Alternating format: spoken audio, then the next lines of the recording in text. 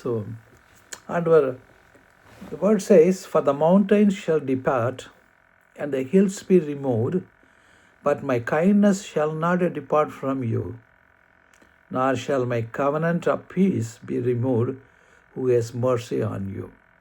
So this is நமக்கு ஆண்டவர் இந்த வாக்குத்தத்தை கொடுக்குறாங்க, ஒரு ப்ராமிஸை கொடுக்குறாங்க. கேட்டிங்களா? எப்படியாக என்னுடைய கிருபை உன்னோடு இருக்கும், என்னுடைய உடன்படிக்கை, சமாதானத்தின் உடன்படிக்கை எப்போது இருக்கும் என்று சொல்லும்படியான ஒரு காரியத்தை கொடுத்து நம்மளை ஆண்டவர் தேற்றுகிற தேவனாக இருக்கின்றார். இப்போ அந்த கிருபையை விட்டு நம்ம விலகி போய்விட்டோம்னா ஆண்டவருடைய தயவு, இரக்கம், கேட்டிங்களா, அவர் நம்ம மேல் வைத்திருந்த அன்பு எல்லாமே நம்ம அதை விட்டு விலகிறவர்களாக இருப்போம். கேட்டிங்களா? ஆண்டவர் அன்புள்ளவர், அவர் தேவன் அன்பாகவே இருக்கிறார். அவர் நம்மை அதிகமாக நேசித்தார் சொல்லும்போது, நாம் அவரை நேசிப்பதற்கு முன்பாக அவர் நம்மை நேசித்தார் என்று பார்க்கின்றோம்.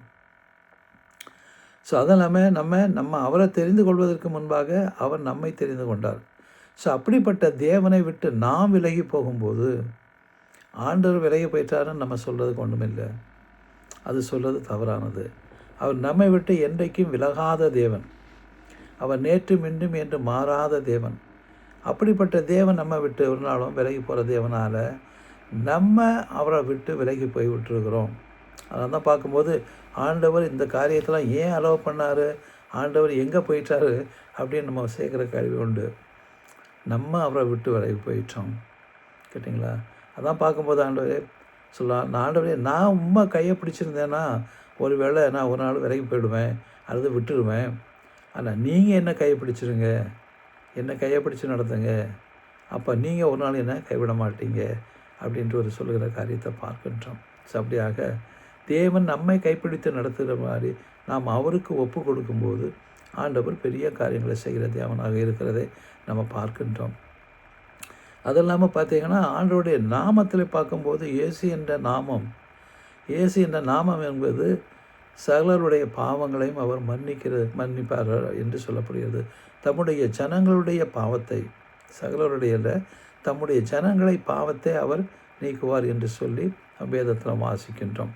ஸோ அந்த நாமம் உண்டு. ஸோ இன்றைக்கி நம்ம அவரை ஒரு மனுஷனாக நம்ம பார்க்குறோம், அப்படி பார்க்கக்கூடாது. கேட்டிங்களா? அந்த அவருடைய வல்லமை எங்கே இருக்குது? அவருடைய நாமத்தில். ரட்சிப்பு எதில் இருக்குது? அவருடைய நாமத்தில்.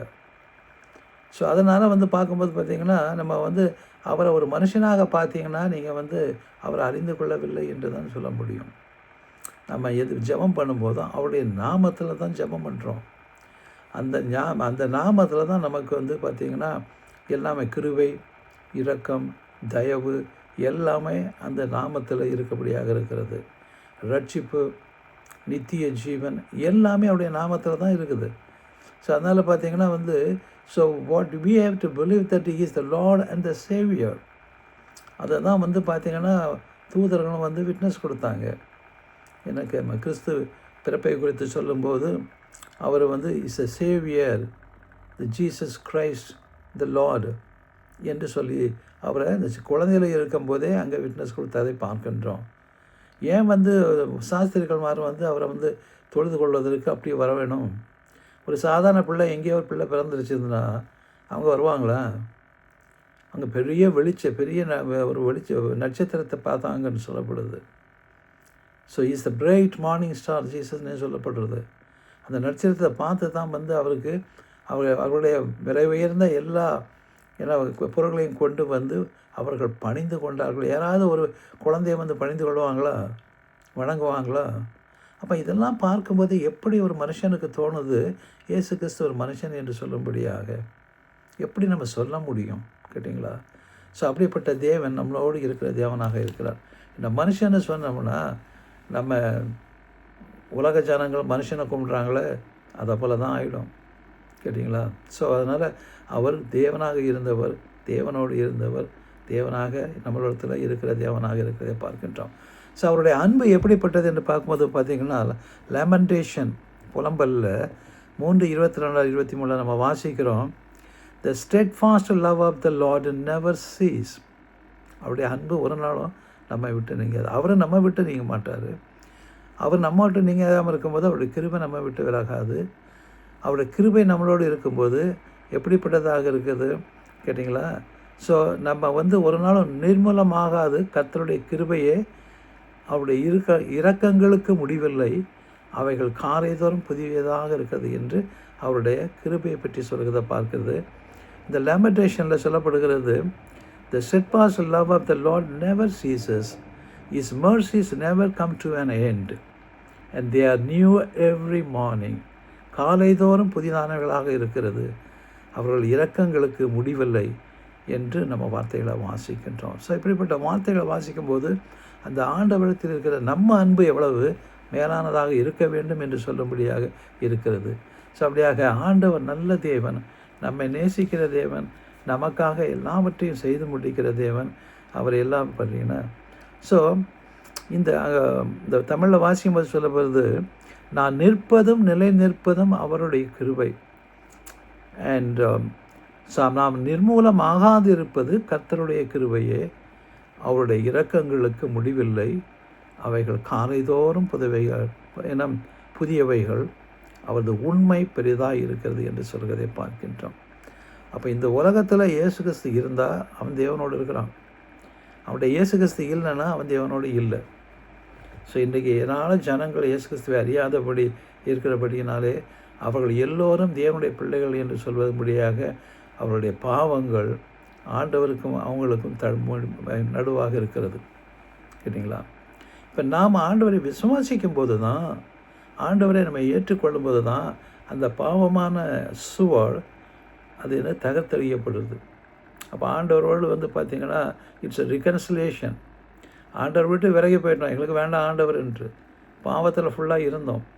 அப்போ நம்ம ஆண்டவர்கிட்ட வர வேண்டும் வேண்டாம், தேர் ஷுட் பி ரெகன்சிலேஷன். ஆண்டவர் வந்து பார்த்திங்கன்னா இயேசு கிறிஸ்து தன்னுடைய இரத்தத்தினாலே அந்த சுவரை தவிர்த்து நம்மை ஆண்டவரோடு இணைக்கும்படியாக கிருபை பாராட்டினார் என்று சொல்லும்படியாக இருக்கிறதை பார்க்கின்றோம்.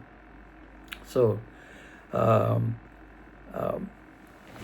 சங்கீதத்தில் பார்க்கும்போது 103வது சங்கீதத்தில் ஆண்டவர் நமக்காக என்ன செய்தார் என்று சொல்லி அங்கே எழுதப்பட்டிருக்கிறதை பார்க்கின்றோம். சரிங்களா? ஸோ 103 பார்த்தீங்கன்னா, our God, He forgives all our iniquities and He heals all our diseases and He redeems our life from destruction and crowns you with loving kindness and tender mercies, who satisfies your mouth with good things, and your youth is renewed like the eagle. So these are all the things that Psalm 103 அதில் பார்த்தீங்கன்னா கொடுக்கப்பட்டிருக்கிறது. கேட்டிங்களா? அவர் நம்முடைய அக்கிரமங்களை எல்லாம் மன்னித்து நோய்களை எல்லாம் குணமாக்கி உன் பிராணனை அழிவுக்கு விலைக்கு மீட்டு உன்னை கிருபையினாலும் இரக்கங்களினாலும் முடிசூட்டி நன்மையினால் உன் வாயை திருப்தியாக்குகிறார். கழுகுக்கு சமமாய் உன் வயது திரும்ப வலது போல வாழ வயது போல ஆகிறது. அப்போ ஆண்டவர் பார்த்தீங்கன்னா எப்படிப்பட்ட தேவன் நம்மை எவ்வளவாக நம்முடைய பாவங்கள் குற்றங்கள் எல்லாவற்றையும் மன்னித்து நம்ம அழிவுக்கு நேராக சென்று கொண்டிருந்தோம். இந்த மரணிகளின் பள்ளத்தாக்கில் நடந்து கொண்டிருந்தோம் அந்த லேண்டில். கேட்டிங்களா? ஸோ அதுலேருந்து நம்மளை மீட்டு அவருடைய கிருபையினாலேயும் இரக்கங்களினாலேயும் நம்மை முடிசூட்டினார் என்று பார்க்கின்றோம். ஏனென்றால் நாம் தேவனுடைய பிள்ளைகளாக இருக்கிறபடினாலே. ஸோ அதனால் நம்ம சாதாரணமாக நம்ம நினைக்கிறோம், அப்படி இல்லை. ஆண்டவருடைய பார்வையில் நம்மெல்லாம் எல்லாம் சேசித்தவர்கள். So we are precious at His sight because we are the children of God. We have been bought at a high price, with Jesus shed His blood as the price. So அதனால தான் பார்த்தீங்கன்னா நான் எதனால் விசுவாசித்தவன் இருக்கிறேன், கர்த்தராகிய இயேசு கிறிஸ்து என்னோடு இருப்பதனால நான் விசேஷித்தவனாக இருக்கிறேன் என்று சொன்ன எண்ணம் நம்மக்கிட்ட எப்பவுமே இருக்கணும். நம்ம ஆர்டினரி பீப்புள் அல்ல, கேட்டிங்களா? ஆண்டவருக்குள்ள. ஸோ அப்படியாக நம்முடைய பாவங்களெல்லாம் கழுவப்பட்ட பிள்ளைகளாக பரிசுத்தமாகும்படியாகவும் தேவனை போல நம்ம நீதி உள்ள ஜனங்களாக இருக்கும்படியாக ஆண்டவர் நம்மளை தெரிந்து கொண்டு நம்மளை ரட்சித்தார் என்று நம்ம we should remember always that why that God has saved us. we want to பார்த்தீங்கன்னா மறுரூபமாக்கப்பட்டவர்களாக. I think that even in the mind that you have been renewed with by the Holy Spirit to become like God, that what He is holy and righteousness, the same thing God wants us to be. So பார்த்தீங்களா, அதுக்காக தான் நம்மளை ஆண்டவர் தெரிந்து கொண்டார். பார்த்தீங்களா, அவர் எப்படியாக படைத்தாரோ, so he created the man in righteousness and the holiness. The same thing he wants us to be in us. So we ask that we are the children of God. So அதனால் நம்ம எவ்வளவாக இந்த உலகத்தில் நம்ம இருக்க வேண்டும் கேட்டிங்களா. ஒரு சின்ன சின்ன காரியங்களுக்காக உட்காந்து நம்ம போராடிட்டு பார்த்திங்கன்னா இருக்கிறதுல ஒன்றும் பிரயோஜனமே கிடையாது. ஆண்டவருடைய வார்த்தைக்கு கீழ்ப்படிந்து ஆண்டவரோடு இருக்கும்போது எவ்வளவோ ஆண்டவர் நமக்கு ஒரு ஆசீர்வாதத்தை கொடுக்குறாங்க, எவ்வளவோ கிருபைகள் அளிக்கிறாங்க. அவருடைய இரக்கம் நம்ம மேலே அனாதியாக இருக்கிறது. இதெல்லாம் விட்டு சும்மா சாதாரண சின்ன சின்ன காரியங்களுக்கு ஏன் இதெல்லாம் அவசியமா என்று நாம் நினைத்து ஆண்டவருக்குள்ளாக நம்மை முழுவதுமாக தாழ்த்தி ஒப்பு கொடுத்து அவருக்குள்ளாக நம்ம அடங்கியிருந்தோம்னு வச்சுக்கோங்க, ஆண்டவர் நம்மளை அதிகமாக உயர்த்துகிற தேவனாக இருக்கின்றார். He has not dealt with us according to our sins. நம்ம பாவத்துக்கு தக்கன ஆண்டவர் இருந்தாலும் என்ன பண்ணோம், நியாயப்பிரமாணத்தில் போய் தான் நிற்கணும். அந்த ஸோ நம்ம அவருடைய பாவத்தை அன்றைக்கி மன்னிக்கிறேன்னு வச்சுக்கோங்க, நம்ம எங்கே போயிருப்போம் கேட்டிங்களா, எங்கே போவோம் கேட்டிங்களா. ஸோ அப்படியாக ஆண்டவர் நம்ம அதிலிருந்து நம்மளை தப்பித்தார். ஸோ நம்ம அழிந்து போகாதபடி, ஒரு ஆத்மா கூட அழிந்து போகாதபடி தேவன் நமக்கு இவ்வளவாக இந்த உலகத்தை அன்பு கூர்ந்தார்னு பார்க்குறோம். தன்னுடைய ஒரே குமாரனை கொடுத்து இவ்வளவாக இந்த உலகத்தை அன்பு கூர்ந்தார். அவரை விசுவாசிக்கிறவர்கள் ஒருவரும் கூட அழிந்து போகாமல் நித்திய ஜீவனை பெற்றுக்கொள்ளும்படியாக. அப்போ அவருடைய அன்பு எவ்வளவு பெரிதானது என்று நம்ம பார்க்குறோம். இன்றைக்கு மனித அன்பை நோக்கி ஓடுறோம். அது எவ்வளோ நாளைக்கு இருக்கும்? ஒரு நேரத்தில் டப்புன்னு எல்லாம் போயிடும்.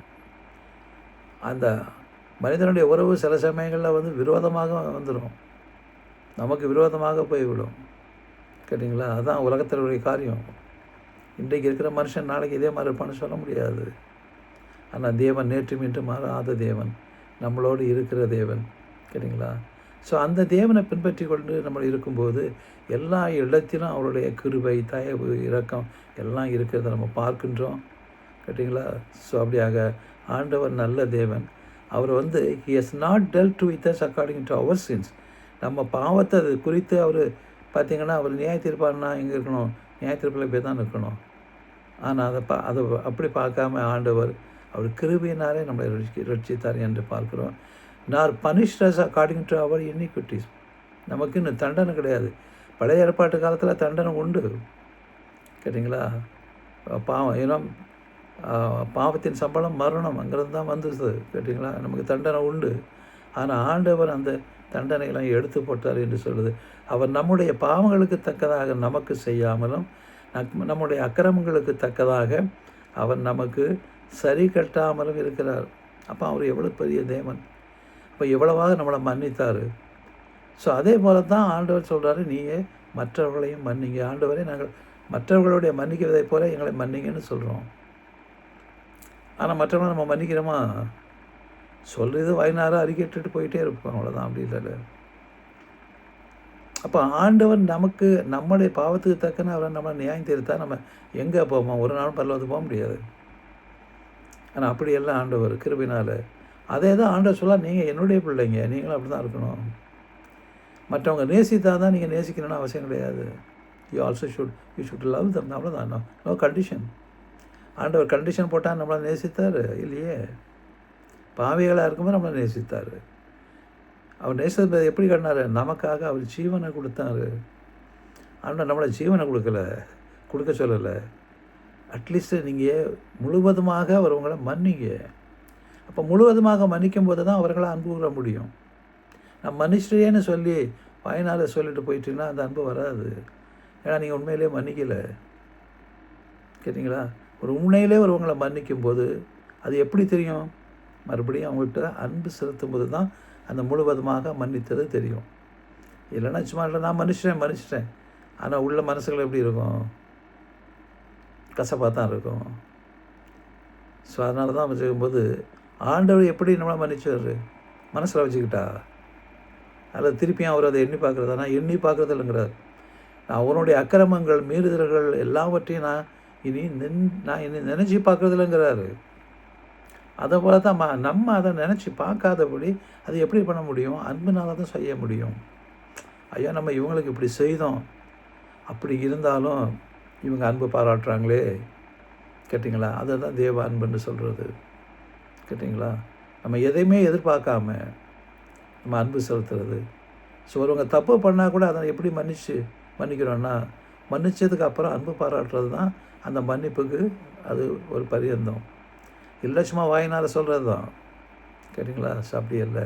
கர்த்தர் நல்ல தேவன். பார்த்தீங்கன்னா, for the heavens are above, high above, so the great is his mercy towards the people who fear him. இன்றைக்கி அதிகமான காரியங்கள் கிறிஸ்தவர்கள்ட்ட இல்லாதது, கேட்டிங்களா, தேவ பயம் இல்லாதது. தங்களே எல்லாம் வந்து செய்துக்கிடுவாங்க, தாங்களே அதை நியாயப்படுத்தி கொள்ளுவாங்க. அது தப்புன்னு சொன்னாலும் அதை புரிந்து கொள்ள மாட்டாங்க. நாங்கள் இப்படி தான் செய்வோம் அப்படிம்பாங்க. அப்போ அங்கே தேவ பயம் இல்லை. தேவனுடைய காரியத்துக்கு அப்படின்னா மனுஷனுடைய காரியத்துக்கு என்ன ஆகும்?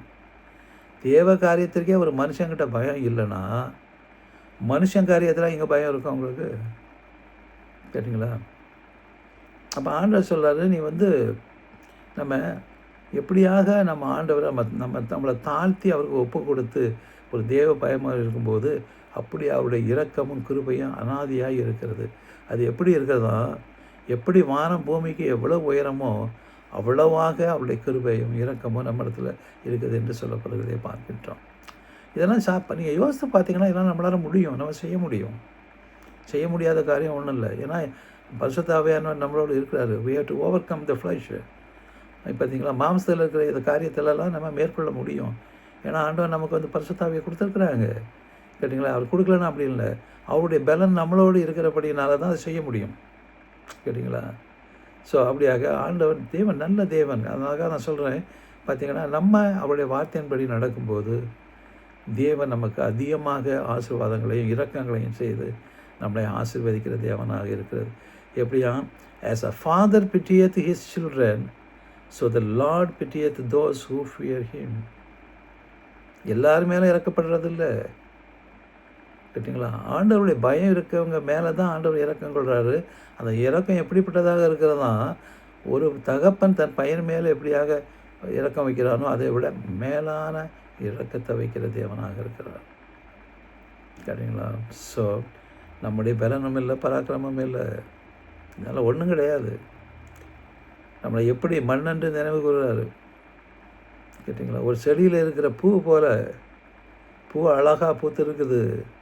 ஒரு பெரிய காற்று வந்து அடிச்சிச்சுன்னா அந்த பூ எங்கே போகும்? அவ்வளோதான், செடியை விட்டு போய் வாடி போய் கருகி போயிடும். அப்படி தான் மனுஷனுடைய வாழ்க்கை. ஒரு நாள் உயிர் பிரிந்துட்டுனா முடிஞ்சு போச்சு கதை, கேட்டிங்களா? ஸோ அதனால் பார்த்தீங்கன்னா நம்ம வந்து we should be very careful in things and doing things. Particularly ஆண்டவருடைய காரியத்தில் ஞானம் உள்ளவர்களாக நடந்து கொள்ள வேண்டும். அந்த ஞானம் எங்கேருந்து வரும்? பைபிள் வசனம், கேட்டிங்களா? சில சமயங்களில் சிலர் விட்டு விலகுனா விலகி தான் ஆகணும். சிலரோடு உட்காந்து சாப்பாடானா அவங்களோட உட்காந்து சாப்பிடக்கூடாது, அவங்களோட எதுவும் வச்சுக்கிடக்கூடாது. ஆண்டவர் வார்த்தை சொன்னால் செய்யணும். இல்லை நான் இஷ்டத்துக்கு பண்ணுவேன்னா பண்ணிவிட்டு பண்ணலாம், அதை பற்றி ஒன்றும் இல்லை. பட் அந்த ஆண்டவர் சொல்படி கேட்கும்போது தான் ஆண்டவர் நம்மளோடு இருப்பார், நம்மளோட கிரியை செய்வார், கேட்டிங்களா? ஸோ அதில் வைராக்கியம் உள்ளவர்களாக இருக்கணும் தேவனுடைய காரியத்தில். அது பிள்ளைங்க சொன்னாங்க, அவங்க சொல்கிறாங்க, நீங்கள் ஆலயத்துக்கு கூப்பிட்டா நாங்கள் வர்றோம், அப்போ நாங்கள் உங்களை வந்து எங்கள் ஆலயத்துக்கு கூப்பிட்டா ஏன் வர மாட்டேங்கிறீங்க? அது ஒரு பெரிய பிரச்சனையாக இருக்குது அப்படின்னு சொல்லிட்டு இருந்தாங்க. பிள்ளைங்களே சொல்கிறாங்க, when we call them to the Christmas they come, and this guy they call us to the temple, how can we go? So we have to go as human being, we have to go, but God doesn't say like that, you cannot go, கேட்டிங்களா? So எங்கே போகக்கூடாதுன்னு எல்லாம் எழுதப்பட்டு இருக்கிறது. So அதன்படி செய்யும்போது தான் நம்ம ஆண்டவருடைய ஆசீர்வாதத்தை பெற்றுக்கொள்ளும். ஒழிய நம்முடைய நீதியின்படி அவன் நான் கூப்பிட்டா வந்தான், அப்போ அதனால் நான் போகிறேன்னு சொன்னால் அது வந்து அவன் யாரை கும்பிடுறான், நம்ம யாரை கும்பிடுறோம்? அவங்க அறியாத தேவர்களை கும்பிட்டுருக்கானுங்க, பாவத்தை பண்ணிகிட்டு இருக்கிறாங்க. ஆண்டவருக்கு விரோதமான பாவத்தை பண்ணுகிற இடத்துக்கு நம்ம எப்படி போக முடியும்? நம்ம ஆண்டவரை தொழுது கொள்கிற பிள்ளைங்க, அவன் வந்து நம்ம ஆலயத்துக்கு வந்து ஆண்டவரை தொழுது கொள்ளும்போது அவனுக்கு கிருபை கிடைக்குது, கேட்டிங்களா? ஆண்டவர் அவனையும் நேசிக்கிறாரு, கேட்டிங்களா? அவன் ரட்சிப்புக்கு ஏதுவான காரியத்தை இருக்கலாம்.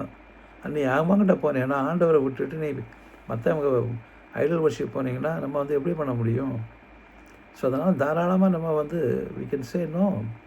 கேட்டிங்களா? ஸோ அப்படியாக so the mercy of the Lord is from everlasting to everlasting and those who fear him. அங்கே தான் அவர் எல்லாம் இருக்கிறாருன்னு நமக்கு தெரியும். ஆனால் யாருக்கு? தேவனுக்கு பயந்தவர்களுக்கு.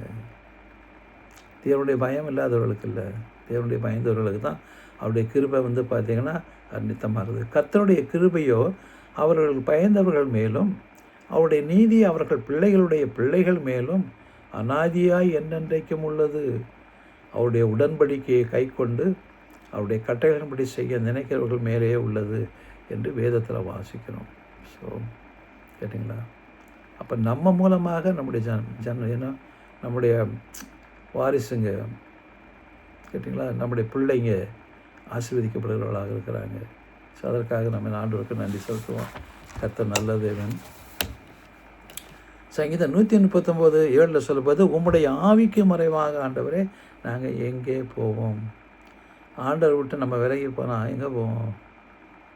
கேட்டிங்களா? ஸோ எங்கே போக முடியும்? அவருக்கு மறைவாக ஏதாவது செய்ய முடியுமா, பார்க்க முடியுமா? அவர் சொன்னார், நான் வானத்துக்கு ஏறினாலும் நீங்கள் ஆண்டவரே நீங்கள் அங்கே இருக்கிறீங்க. நாங்கள் வந்து பாதாளத்தில் படுக்க போட்டாலும் ஆண்டவர் நீர் அங்கே இருக்கிறீங்க. விடிய காலத்து செட்டைகளை எடுத்து நாம் சமுத்திரத்துக்கு போனாலும் அங்கேயும் உங்கள் கோல் என்னை பிடிக்கும், உமது கை என்னை நடத்தும், உமது வலகரதம் என்னை பிடிக்கும் என்று சொல்லப்படுகிறது. அதில் எங்கேயும் நம்ம போக முடியாது. சரிங்களா? ஸோ அப்படியாக அவருடைய சமூகத்தை விட்டு நம்ம எங்கே போவோம்? இன்றைக்கி அவங்க சமூகத்தை தேடுறவங்க ரொம்ப கம்மி கிறிஸ்தவங்க. கேட்டிங்களா? உலகத்தை தேடுறவங்க தான் அதிகமாக இருக்கிறாங்க கிறிஸ்தவங்களை பொறுத்தவரை. என்னெல்லாமோ செய்கிறாங்க, என்னெல்லாமோ பண்ணுறாங்க. நேற்று கூட பேசிக்கிட்டு இருந்தோம் அந்த இதில் பைபிள் ஸ்டடியில் எப்படியெல்லாம் அந்த உலகத்துக்குரிய காரியங்களை கொண்டு வராங்க அப்படிங்கிறத பார்த்து பேசிகிட்டு இருந்தோம். அப்படியாக ஆண்டவர் சொல்கிறார், if I ascend into a heaven, you are there. When I make my bed in the hell, behold, you are there. If I take the wings of morning and dwell in the uttermost part of the sea, even there your hand shall lead me and your right hand shall hold me. எங்கேயும் அவருக்கு மறைவாக போக முடியாது. நீ இருட்டுகளை நம்ம எதாவது செய்கிறோம், ஆண்டவருக்கு தெரியாதா? பகலாக மட்டும் இல்லை, இருட்டுலேயும் தான் நிறையா காரியங்களை செய்கிறோம், அது ஆண்டவருக்கு தெரியாதா?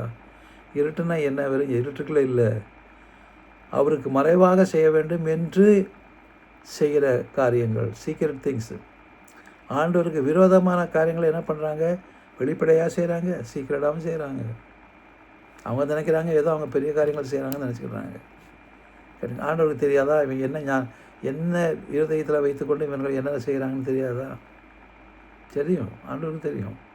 அவருக்கு மறைவானது ஒன்றுமே கிடையாது. கேட்டிங்களா?